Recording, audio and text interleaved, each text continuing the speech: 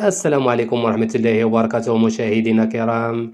إليكم موعد وتوقيت مباراة الديربي التونسي بين فريق الترجي والنادي الإفريقي، الجولة 29 في الدوري التونسي 2026.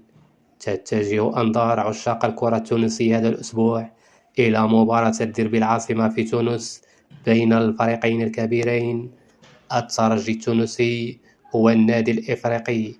وتعود آخر مواجهة بين الفريقين في 9 نوفمبر 2025، وانتهت المواجهة بين الفريقين بالتعادل بصفر لمثله.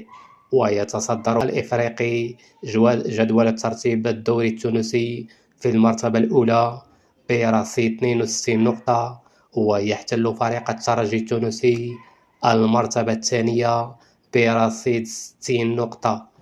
المباراة ستنطلق يوم الأحد القادم الموافق ل10 في شهر 5 2026 في تمام الساعة 4 مساء بتوقيت تونس، وعلى الساعة 6 مساء بتوقيت الخليج، وعلى 5 مساء بتوقيت أوروبا.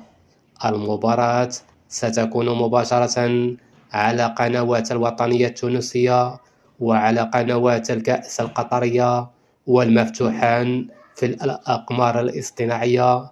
هذا كل ما لدينا اليوم، وانتظرونا في الموعد القادم إن شاء الله.